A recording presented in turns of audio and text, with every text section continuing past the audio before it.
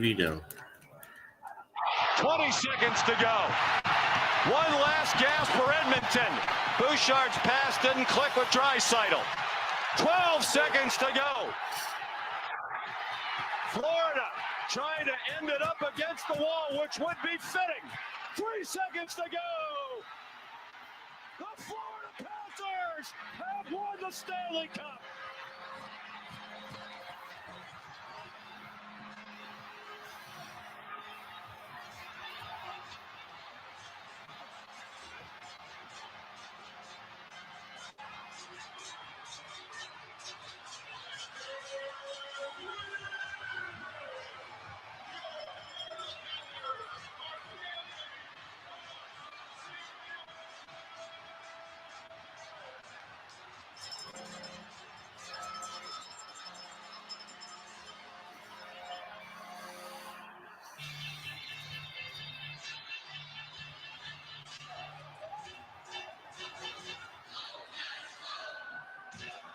For the first time in their 30-year history, the Florida Panthers are Stanley Cup champions. They made it about as hard on themselves as they possibly could, battling a valiant Edmonton team that had rallied from adversity all season long. And Paul Maurice, coaching lifer, 30 years in the National Hockey League, has his Stanley Cup.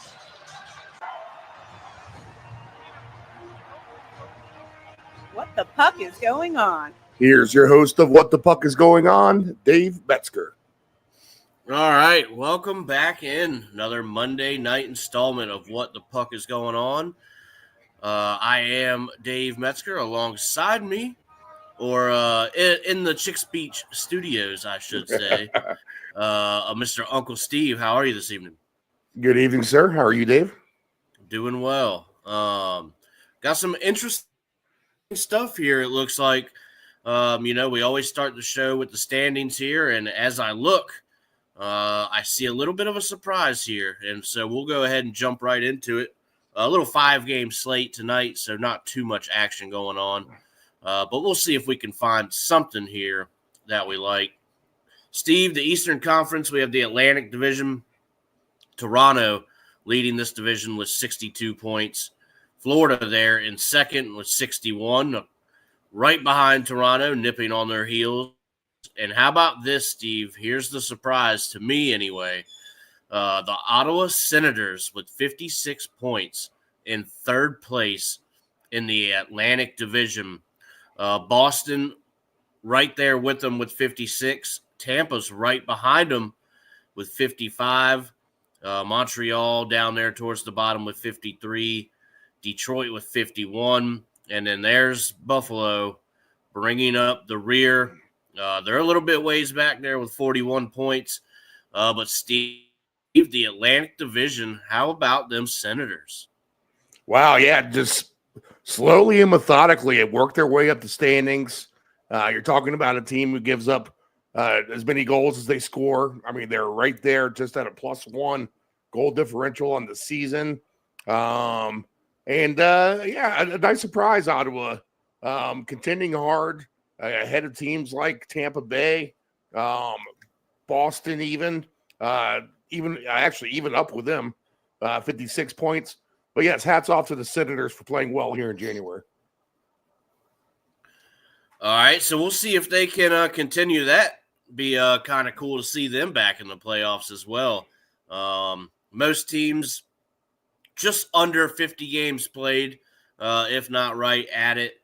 So we're making our way down the not the stretch quite yet, but we're making our way towards the end here. So the points are going to be ever more important as these games continue. So in the Metro, we have the Washington Capitals leading this division still with 71 points. Carolina's in second with 64. That kind of tells you the gap there. New Jersey with 62, so they're right behind Carolina. Columbus, they've dropped down a little bit out of the race there for 1, 2, and 3. They have 55 points. The Rangers gaining a little bit of ground with 52. Yeah, they're creeping back up there. Yep. They are. They're playing sneaky, so let's keep an eye on them. Philly with 50 points, the Islanders with 49 points, and there's Pittsburgh. That is the Penguins bringing up the rear with 48 points. So, Steve, the Metro here, what a gap from top to bottom. Yeah, the Capitals doing great. Of course, they don't do me right on the Saturday night with the loss at Vancouver, and a wasted opportunity for Carolina that evening as well. They went up 2-0 out of the gate on Long Island at Nassau against the Islanders. The Islanders, I got to double check where they're actually playing their home games. I feel like they've been switching around a little bit. But Carolina goes up 2-0 and then lets the Islanders hang in there and take the W in overtime. Entertaining game I watched on Saturday night.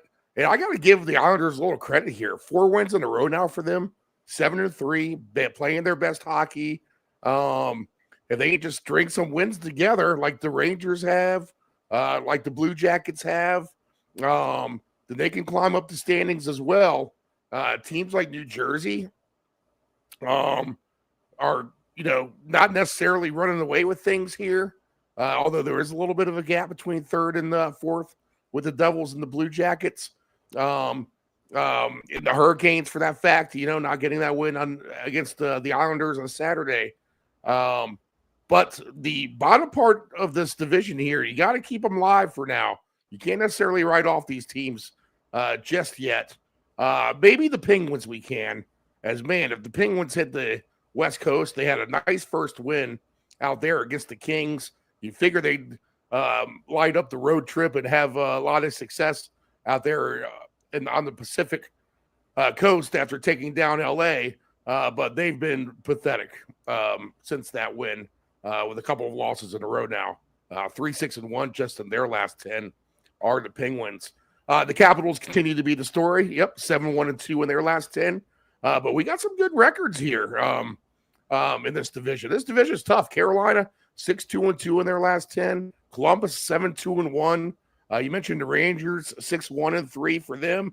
And the Islanders, with that 4-game win streak, 7-3 for them. So you got some good teams feeling the responding to the heat in the kitchen here and playing well. Right, and big news with a midseason trade between Carolina and Colorado. So Carolina gets Mikko Rantanen. Right. I mean, a huge pickup that is for them. I'm really surprised by it myself. I didn't think Colorado would, give him up, but I hear there's some contract situation, a little cap salary situation going on there. So maybe get something in return while you can was the mindset for Colorado. And they got a pretty decent return for it too. Marty Necas for Carolina goes out there. And he's probably a upper tier player. So that kind of helps them immediately. So I could kind of understand the trade, but man, does that make Carolina just that much better, Steve, when you get a player of that caliber. So kudos for them in a big midseason trade. Let's jump into the Western Conference. Central Division here, we have Winnipeg with 71 points, Dallas with 63 in second, and Minnesota with 62 in the third spot. Then as follows, Colorado with 60, St. Louis with 50, Utah with 49. Nashville, they're trying to hang around. They're winning some more games here as of late. They have 43 points, I believe that is. And Chicago down there in the basement where we can pretty much just go ahead and say they're going to be there the rest of the way out. Team, still in the rebuild phase, and looks like it might be a long rebuild there for Chicago. So the fans may want to buckle up for that one. But, Steve, any real surprises here in the Central? I feel like it's about the same as we left it. The Nashville team we expected we thought would be decent at the beginning of the season has finally arrived, but 3 months too late, maybe. I mean, that's too much ground to make up the way it stands right Right, now with right. these standings. I mean, they're about 20 points back at third place, 19 points back anyway of Minnesota. As far as the playoffs would be concerning them as far as a seeding goes. 1, 2, 3, 4, 5, 6, 7, 8. You have Calgary right now in your 8th spot. We'll get to them in a minute with 55 points, still trailing by 12 points overall. Would be Nashville. So too little, too late, probably for them. Again, this is a division. I think we said it last week. Where the top half is clearly kind of separating from the bottom half. We haven't really seen that trend change at all. I think it was just last week I was starting to call the Winnipeg Jets a little soft, but here they go. They've churned out 3 wins in a row now, 7-2-1 in their last 10, and they got a nice 8-point lead over Dallas, who's been playing decent as well. Minnesota and Colorado kind of hitting the skids a little bit. Minnesota was hot; they were on a tear. But they've kind of regressed a hair, and the Jets are on the verge of trying to run away with this thing. If they could just have a strong February, then they can lock down this division. You got to figure. Yeah, I'd absolutely agree with that. You know, yeah, that's very well said, Steve. They can kind of lock things down if they can continue to win these games. So let's jump into the Pacific. Vegas leading this division with 66 points. Edmonton right behind them with 65.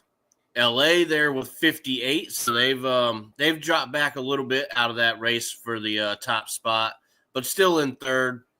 Calgary with 55. Sorry. So LA might want to watch out for Calgary. LA hasn't been playing very well lately. So they have a game tonight. We'll talk about that one, but they're going to need to get on it because Calgary all of a sudden is right behind them. Vancouver with 52. They're trying to hang around. Then Seattle with 47, Anaheim with 46, and New Jersey, or not New Jersey, San Jose, kind of the same boat as Chicago down there with 34. Steve, what about the Pacific here? And is LA possibly in trouble? A lot like Ottawa. You got to give your hats off to Calgary for just kind of hanging in there for the bulk of the season. It's not like they're on a super hot streak, just 6-4 in their last 10, but they're grinding away and climbing the standings here. The Kings are a 500 hockey team in their last 10. They've seen their struggles as well. And I think it's just a matter of time now before Vegas relinquishes this lead to Edmonton. Edmonton has been as strong as anyone here in the NHL. One of the hottest teams here in January with the Oilers. They get McDavid back after the 3-game suspension. They lose to the Capitals, which is fine, but 7-3 for them in their last 10. And the Golden Knights struggling, to say the least, just 3-6-1 for them. That point that the Oilers trail to the Knights, I think, will evaporate here by week's end at the worst case scenario, and we'll see Edmonton in first place when we do this show again next week. Yeah, Steve, you know, I kind of have the same feeling there with you. Boy, Vegas kind of needs to get their act together. So we'll see what they do here if they can pick things up. But you got to think Edmonton and they favored to win that division probably for good reason too. Right. So Steve, let's jump right ahead into the slate here. You want to take a look at the injuries? Yeah, you got some injuries for us? Yeah, that might help us for the games coming up. Let's see here. I looked at some when I looked at the slate earlier, but not the full list. And I got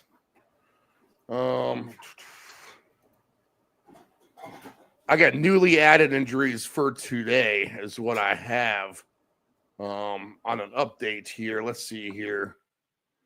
All these players were reevaluated today. All right, so let's let's do it instead of going team by team. I'm just going to go ahead and do the player updates for this afternoon. Right. Let's see, John Gibson for the Ducks. Looks like we'll get him back soon. Charlie McAvoy for the Bruins. We'll get him back here by the end of the week.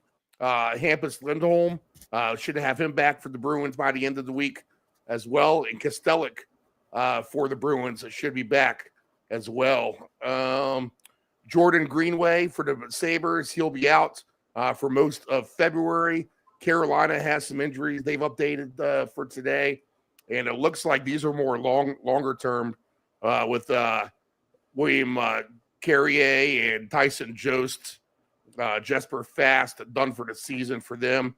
Calgary's got a quartet of injuries, including our guy Anthony Manthra, who's done for the season. We mentioned that before. Let's see. Rousseau, the goalie for the Blackhawks, he'll be out a longer term, as will Connor Murphy. Actually, he should be back by the end of the week, Murphy. The Blue Jackets, Chinaikov,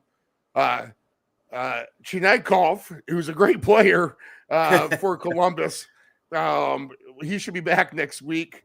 Let's see. Other injuries for them, longer term, with Monahan, Boone Jenner. Colorado has Landeskog, probably going to miss most of February. Also, Nichushkin is going to miss this week at least. And then Killington will also miss this week for Colorado as well. Tyler Seguin, probably won't see him until April for the Stars. Mason Marchment as well will be out for a couple of weeks for them.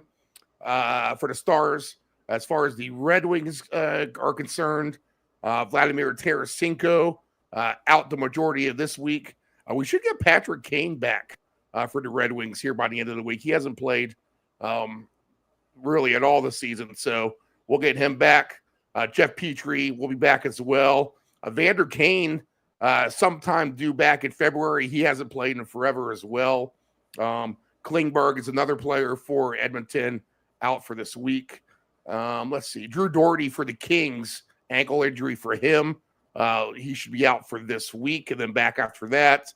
Robin Leonard, the goalie for the Golden Knights, done for the season. Cole Schwint is back after this week. William Karlsson, the center, has a lower body injury for Vegas, back next week. Marcus Johansson for the Wild and Jonas Broden will both be out this week. Montreal, Carey Price and Henneman should be back. Henneman should be back next week. Carey Price done for the year. We knew that. Let's see. The Devils, shorter term injuries for them. Hischier and Halla. Jacob Markstrom back in March. Hataka, who's been a nice player for them, should be back next week as well. Nashville has a trio of injuries. They should be back next week. The Islanders are a very banged up team, but they got their bulk of their superstars back with like Anthony Duclair and others. So they will look to get Mike Riley back sometime in February. Noah Dobson in February. Simeon Varlamov will be out this week as well.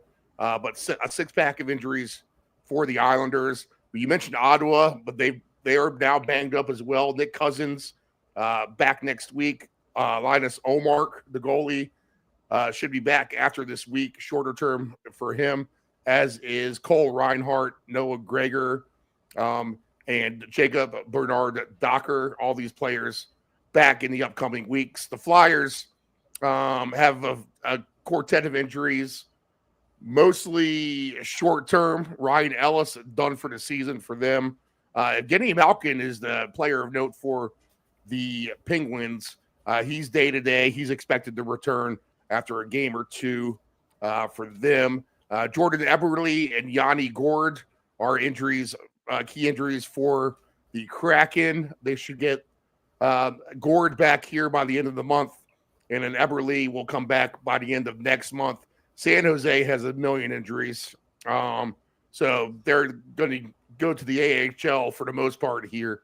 But they are listing a ton of players. So keep an eye on that. I mean, that's very penalty box worthy for them. Torrey Krug and Nick Leddy for the Blues. Both players who are, Krug will be done until September, and he's done for the season. Leddy back here in mid to late February. Toronto has a ton of injuries. Wow, look at this. Stolars, the goalie, will miss a week. Pacioretty will miss a week. John Tavares will miss a week or more or two for them.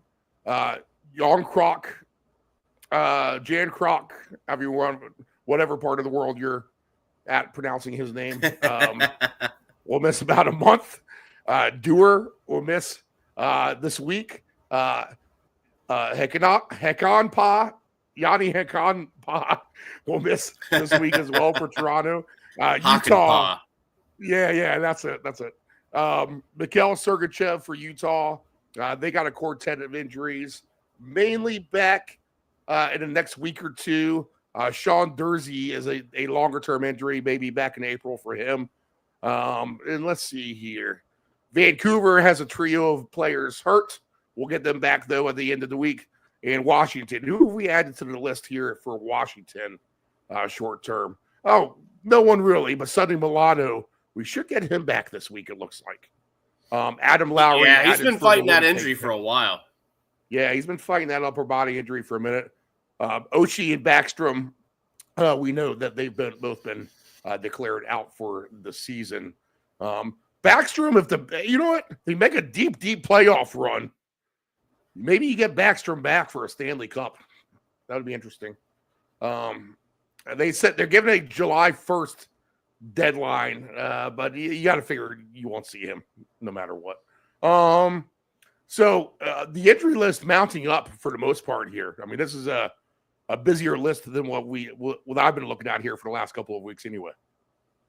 Yeah, a lot of teams on that with multiple injuries. So something definitely to look out in San Jose. We'll talk a little bit about them tonight as well, as they are on the slate. But, Steve, we'll jump into it. We're about 30 minutes from puck drop. We got 5 games. So I think we can get everybody out of here by puck drop, maybe just a couple minutes before. If these games are not that interesting to us, we'll find out. Steve, first game up tonight. LA is in Detroit to take on the Red Wings. -1.5 is at +160 for the Kings. Your over-under here is 5.5. I can definitely see why if you look at these teams as of late. Kings not scoring much at all, and where the Red Wings were hot, they seem to be a little bit cool now. -148 on the money line for the Kings, +124 for the Wings. Let's get the goaltending matchup tonight, and it's going to be Cam Talbot is in goal for the Wings, and Darcy Kemper in goal for the Kings. Talbot's over-under save number is 24.5 tonight. Darcy Kemper is at 22.5. So some interesting numbers there. While the Kings have not played very well recently, at least within their last 5, and it hasn't been pretty, and it's probably not what they've been used to, being a better team that they are. Darcy Kemper has shined for them at 14-4 is his overall record, I do believe. Steve, with this game, this is a tough one for me. I could definitely see this going under. But I myself actually got I went a little bit different way with this, and I played the 22.5 over saves for Darcy Kemper tonight. As I mentioned, that's at least been the bright spot for them. So that's where I went. I went a little bit different, nothing too crazy. big wager sales tonight. So just, a little something to play, see if we can't get some interest going here. If you're looking at the 60-minute line, the Kings are plus 110, the Wings plus 180. Steve, and I could see both of these teams really winning this game. And that's kind of what factored me to play a player prop instead of something that we normally play. What are your thoughts here between these two teams at this point? Two teams in relatively good form here. I mean, look at the goals allowed for the Kings. Just 114 goals allowed. That is by far and away the best in the Western Conference. That's only second to actually, that's ahead of the Capitals, who would be in second with 118 over there in the Eastern Conference. For those two teams to be that defensively of sound is very scary. That's the type of hockey that will get you very, very far in a playoff situation. So I think I like the Kings on the road here. You got to notate how good the Red Wings have been playing, though. I mean, 6-3-1 in their last 10. Their problem is they give up too many goals. They're at a minus 16 goal differential, but this is arguably the best they've been playing all season long.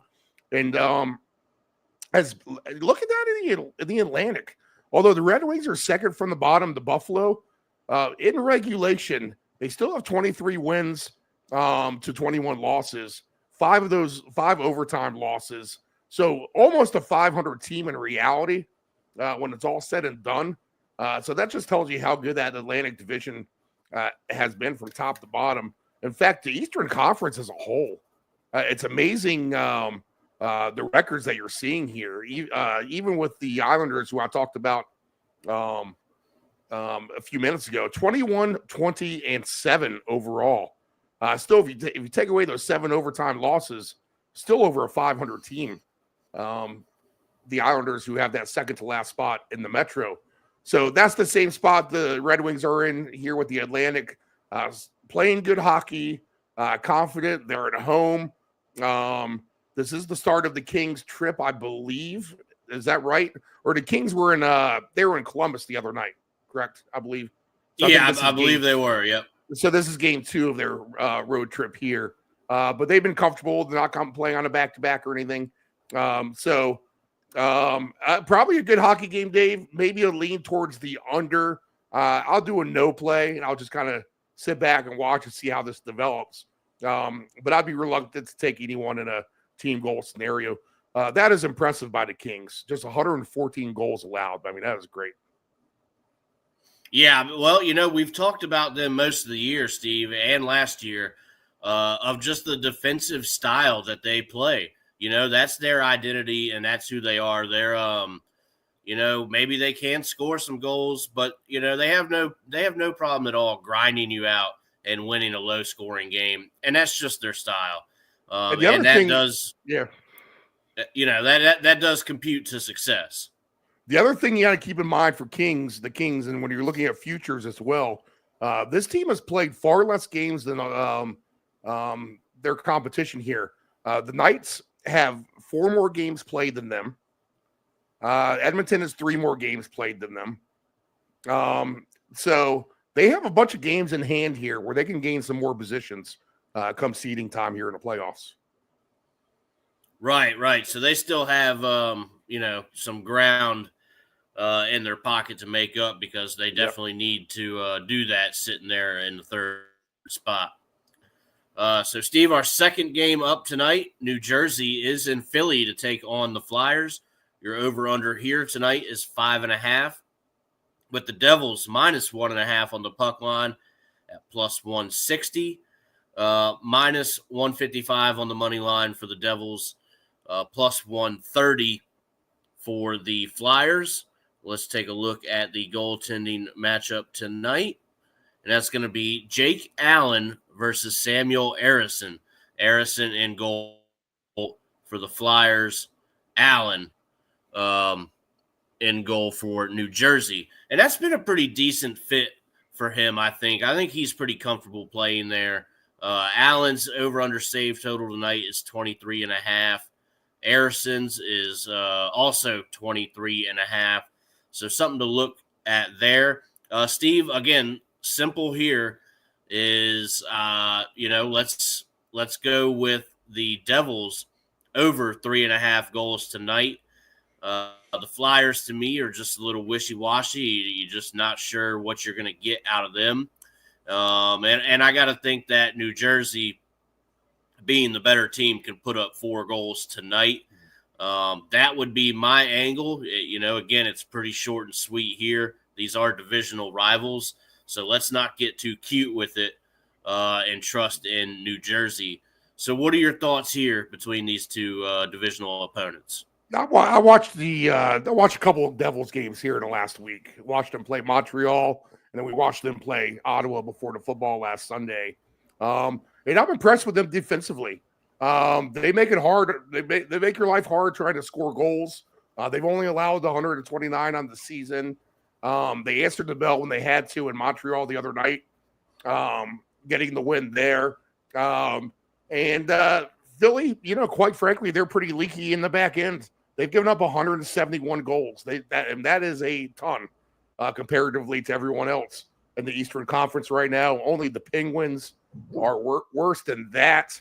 The Flyers can score. They've scored 150, which is about mid-range, mid-pack, I would say, at this point of the season. But the Devils a little bit better than that. They've scored 157. They've given up that 129, like I said. They won a couple of games in a row. Flyers have lost a couple of games in a row. So I think your play is sound there, Dave. You can probably even take Jersey on that 60-minute line if you want to. But I would think the Devils will be able to get the win here in Philadelphia tonight. Yeah, absolutely, Steve. That's what I'm thinking here. New Jersey just being the better team, being where they are in the standings. So we're going to trust on them tonight. Yeah, not the worst price, minus 1.5. You're getting plus 172 back on the puck line as well for the Devils. So if you're looking for a nice plus money ticket tonight, Devils minus 1.5 pays pretty good here. Yeah, I do like the puck line. I was looking at that earlier. I decided, let's go with the team total here. But that 1.5 puck line, is pretty enticing as well.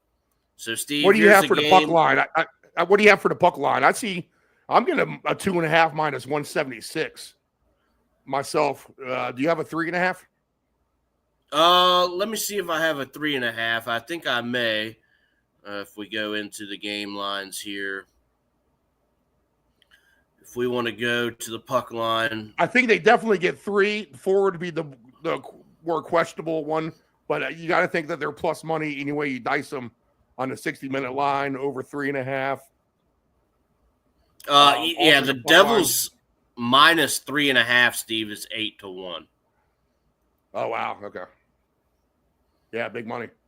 That's big money for that. I could see it though in some kind of crazy scenario. Well, they could definitely flex their muscles on this Philly team. Philly, like I said, you don't get much worse than them here on the back end. No, so if you wanted to kind of take a stab at it, maybe that's the game to do it with. Right. So glad you brought that up. Our next game tonight is Vancouver traveling to St. Louis to take on the Blues. Again, we have a over of 5.5. Minus 1.5 for the Blues is at plus 190. They are minus 135 on the money line at home. The Canucks plus 114 on the money line. Let's see who the goalies are tonight. What? Come on. All right. Got a little glitch there, but we're back to it. Goalie props. Jordan Bennington is the only goalie I see of record tonight, so that's going to be the guy for the Blues. Vancouver goalie to be determined. Steve, in this one? I do see Thatcher Demko with do you have a goalie listed? Yeah. Okay, good. So a pretty decent matchup there. I could see why the over is where it is. Yeah, I would lean under Vancouver in this game, Dave. Yeah, I think I would too. I did go with St. Louis over 2.5 goals though. was something that I was definitely looking at. I just feel like, they can score a little bit better than Vancouver can right now. They had a nice win against the Capitals just a couple nights ago where that game was 2-1. Disappointing fashion there. But, Vancouver, you just watch those games, and I would just trust St. Louis to score more goals at this point. So, Steve, I think over 2.5 St. Louis goals is the way to go here. I'll lean towards the under, but a pass for me overall. All right. So a pass. That's what I kind of thought. Game between two opponents that we don't get to really see too often as well. So some uncertainties there. Next game up, the Seattle Kraken are in Edmonton to take on the Oilers. Now we have an over-under of 6.5 tonight. -1.5 for Edmonton on the puck line. That's going to be a -115 tonight. A big -305 on the money line for the Oilers, +245 for the Kraken. And if we look at the goalies tonight, I have Calvin Pickard as the only goalie listed. Do you have another goaltender, Steve? Let's see here. And Pickard will be the goalie for the Oilers. I see Joey Decord listed here. Okay, Decord's in Seattle. For, Seattle. Yep.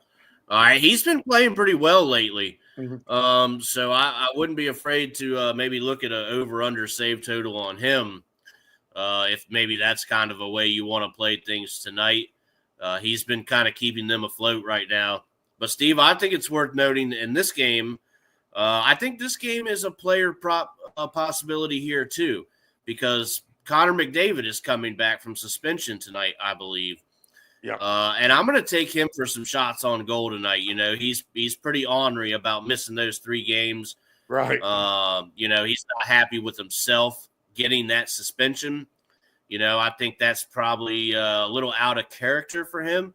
So you got to think he's going to come back ready to go, Steve. And I think he's going to be a force tonight.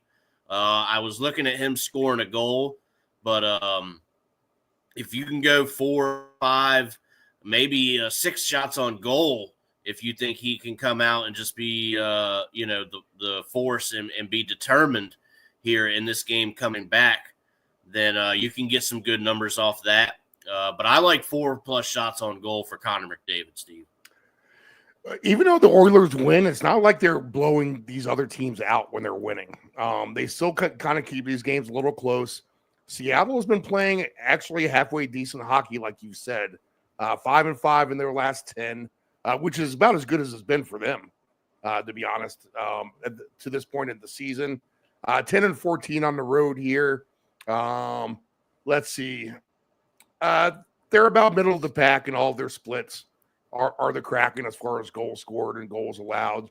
But like I said, I think Edmonton's on a mission here to overtake at least Vegas here for the top spot in that division in the Pacific. They're still within arm's reach of Winnipeg for the full conference lead as well. So it wouldn't shock me if the Oilers can propel themselves to a number 1 overall seed come playoff time. But I think you said it best. You got McDavid back. They're motivated. Seattle's been playing decent. Maybe this is time for a statement game for the Oilers. 2 goals for McDavid, Dave, is at +850. And you know what? If you want to take a shot on a hat trick, 47-1 for Connor McDavid tonight. Steve, doesn't that just seem like a kind of a fun angle tonight? Yeah. Where there's really not too much going on, but, you want to maybe throw in something, put a little skin on it. And I think that's a fun angle. Why not? He's going to come back ready to go, like I said. So, just fun little angles like that when there's not much going on.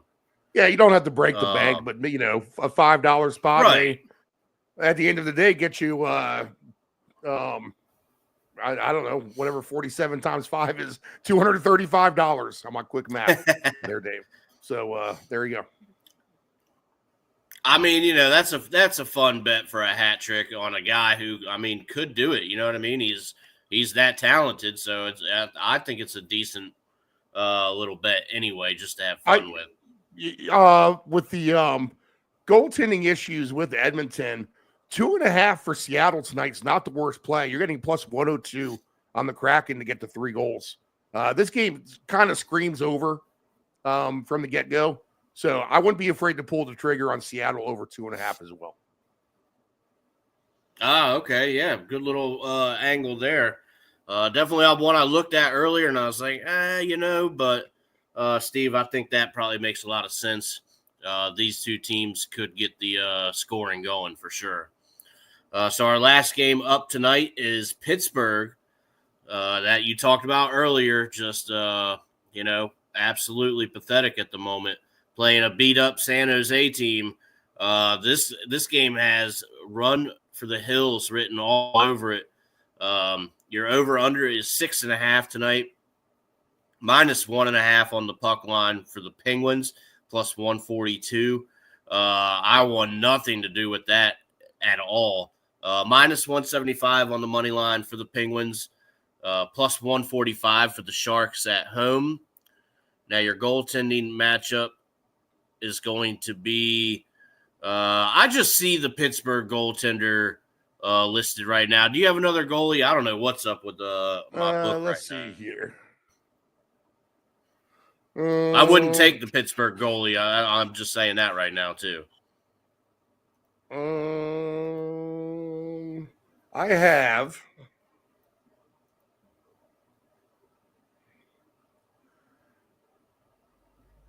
the what's his name? The Delajovic. Yeah, yep. And I got Yaroslav Askarov as well. Okay. That's the Askarov is the goalie for the Sharks, and the Delajovic, however you say his name. I think he's a new kid on the block. They kind of like him a little bit. He's been playing okay, right? I believe. Yeah, he's been playing all right, but I don't know. The overall team game for Pittsburgh has been troublesome. And Steve, for that reason, I would go against the grain tonight. The Sharks at least shown that, you know, they can have spurts where they do score goals. Give me the Sharks. If we're going to do anything, give me the Sharks at over 2.5 goals tonight, Steve. Oh, wow. Okay. Dave, I'm wondering if the Penguins lose this game, could they perhaps fire their coach? Mike Sullivan. He's agreed to a 3-year contract extension through the 2027 season. So you would think he would be okay, I guess. This is his second. Let's see here. I don't know. This would be a bad loss to San Jose. Almost like the team has almost quit. I mean, they're in last place. Something to keep an eye on. If the Penguins have a bad run tonight, I'll stay away from this game because this just looks like a bad game overall. The way the Penguins have been playing, but you got to wonder if they sit there in last place, how long is this guy going to be coaching the team? Right, you know, Steve, if you bring up a good point, they lose this game and they really start skidding. There's already been rumors of this team being fire-sailed at the trade deadline. And they've got some pieces that teams would want, so they could get some good returns, you know, if they're feeling like it needs to be blown up. And at this point, the way things are going, you don't wonder if maybe you do take these pieces that you can get, you know, while you can still get return out of these guys. So we'll see what happens in Pittsburgh. We'll keep an eye on the situation there, but you know, I would definitely expect some changes for sure. So Steve, that is the complete slate. So I do believe it is time to pick a goal scorer for the evening. All right. Let's see here. I'll go ahead and cue up the horn. And I'm going to go with 2, I believe. I believe tonight. All right, what do you got? All right, so first one, we talked about him earlier. This is kind of more of a mainstream play here. But give me Connor McDavid coming off of the suspension, fired up. I've seen videos of him, still being very active in practice and making sure that he's in game shape, ready to go and help this team, climb up in the rankings and get the seed that they want for the playoffs. So give me him, Steve, and then give me let's go with a little bit of a longer odds guy here, and Andre Palat from the Devils.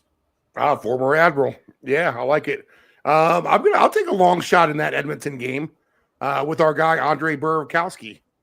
He's at plus 440 tonight for a goal.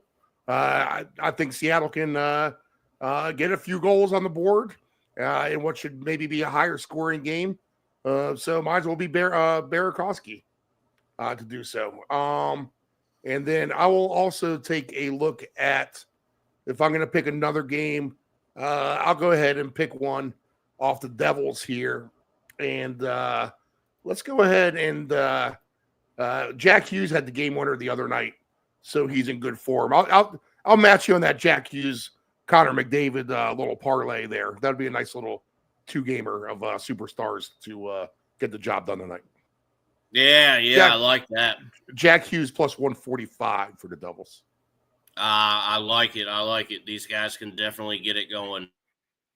All right, Steve, from the slate tonight, it's time to throw somebody in the penalty box, as we always do at the end of every show. So let's go ahead and do that. And you're trying to switch 7 guys. Mike, come on. You can't do that. Dallas Pelly number 10, 2 minutes for rookie. I got 82, Tampa, tripping. I mean, I'd hate to throw the Penguins in there just because they're at San Jose. That's a tough one to kind of do here. But I'll go ahead and throw in, let's see here. Let's try to throw in someone who hasn't been there in a minute. I'd pay attention to Utah to maybe start to slide here as things start to come towards the end of the season. They've been okay. Probably having a better season than most people have thought that they would anyway. 21-7. But realistically, they'll find themselves out of the playoffs at the end of the day, and perhaps a fade on as we go down the stretch here. All right, I like that pick. It makes a lot of sense. Steve, I'm going to pick the Philadelphia Flyers, mainly for the reason that you mentioned there at the beginning of the show while we're going over the standings. Man, they just let a ton of goals in. Now they're, set up to play a New Jersey team that is just fast. They're skilled. They're rather young as well. And when you're giving up a lot of goals and you're facing a team like that, especially one of the top-tier teams this year, that recipe is never good. And so they have a recipe for disaster there in Philly tonight. Very, very leaky, as you mentioned, and for that reason, they're going into the penalty box. Now, Steve, do we want to touch on some futures before we go? Sure. What do you got? All right, let's take a look. We'll do the conferences for right now. So let's go over to that. Not player futures. There we are. All right, so for the conference, Steve, we'll do the top 6 here. In the East, we have Carolina at a plus 320, Florida 4-1. That is the Panthers. Toronto is at plus 550. New Jersey sharing that number, plus 550. The Caps 7-1, and then there's Tampa at 8-1. Then you have teams like the Rangers 20-1, Bruins 22-1. I don't know about the Bruins. I think there's a couple things going on behind the scenes, maybe some chemistry with some of the guys. But Ottawa at 25-1, they're just they're in third place in their respective division. So what do you like here? I think the Capitals at the 7-1 number is still pretty good. But do you take a team like maybe Tampa or Ottawa? I mean, Ottawa number is pretty good at this point. I'm still seeing plus 950 for the Capitals, so definitely shop around. But that is a tick down from where we've had it. And I do have some Capitals futures tight end. I'll be looking to do more before this number drops here in the next week or so. I probably should be on that sooner than later, to be honest. I want to get some of these cross sport parlays going post football season. But look at the Rangers. They've cut their number in basically half. I think last week they were 38-1 to win the conference. Now down to 20-1 on my end. How about this for a sleeper? Columbus is going to be right in the mix here till the end. It looks like 110-1 for them to win the East. Wow, that's a huge number. All right, so yes, definitely look at some teams like that. You know, you want to have a little bit of fun with these futures. Now Columbus would be a nice story numbers... after the devastation of the players. Players getting killed last offseason. Yep, you're absolutely right. It would be a pretty cool story for them. So in the West, Steve, we have Edmonton at 3-1. They are the favorite. Dallas at 4-1. Vegas is at plus 650. There's Colorado at 7-1. Winnipeg 7-1. LA is at 8-1. Then you have Minnesota 10-1. And then it kind of drops off from there. I don't think you got the teams like the Canucks, Utah, who you just threw in the penalty box. Predators at a huge 60-1. I don't know about that. I just don't know if those teams can get it going enough against some really good top tier, top heavy competition there at the top of the West. So Steve, what's your number here? I think I would have to go with the Winnipeg number of 7-1. Probably looks the best. I think I got 8-1 for them, so we're in the same neighborhood. But I think they're getting disrespected at that number still. They've been on top of the conference the whole season, but here they are as the 5th pick on the board still. So if that's not a little bit of a slap in the face, I don't know what is. They're a solid team. They have a good goalie. I'm not sure what people don't see in them, and maybe just the fact that they are the Winnipeg Jets, and not a household name like Colorado or Edmonton kind of gives people hesitation. But I like the 8-1 number for the Jets. All right, so we'll go ahead and agree with the Jets in the West for now. Now I'm sure maybe our minds will be changed within a week. That is the thing about hockey, is the plenty of ups and downs that we will experience. So how about Steve, this, before Dave? we get out of here, Can I run a long shot by you real quick here with Columbus? Yeah, go ahead. So if we parlay Columbus and Calgary together, because Calgary is a team that's going to probably find themselves in the mix here by the end of the season. $1 wins you $9,000. Oh, well, I mean, for stuff like that, I don't know why you wouldn't. Right. I mean, seriously, if you're $1 for, why the hell not, Steve? That's, two teams and that's the thing about hockey or, really with any sport, but especially hockey, as we've seen throughout the years, that all you have to do is make it into that tournament, the Stanley Cup playoffs. And, man, anything can happen.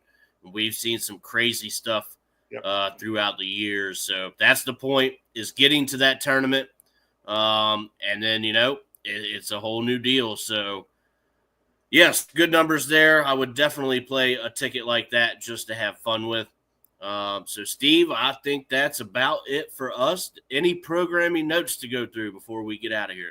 We'll have on Sizzle Lean with Karen Doherty. We'll do that Wednesday at 12:30, her fitness show, powered by Fit to Be Trained. The round robin takes a week off before the Super Bowl, and we'll have our Sunday Super Bowl special going on at 8 a.m. that Sunday morning on Super Bowl Sunday. Yes, we'll talk one football game for 3.5 hours on a game in where it'll be hard to find any props, Dave. That we're going to want to latch on. We're going to have to dig very deep for that one. Yeah, we're going to have our work cut out for us on that one. Other programming stuff, I believe, not ready to make any official announcements yet, but lots of more programming coming here to the Deep End Broadcasting Network. In fact, I believe What the Puck is Going On will start to also air on another weeknight coming up. So we'll have a early week and a later in the week episode. And then a couple other things that should be unveiled here pretty soon. Also, the Friday soccer paycheck. We'll do that Friday, 4:20 p.m. Eastern Standard Time. So you're looking at the English Premier League and the English Championship. That show returns here on the network.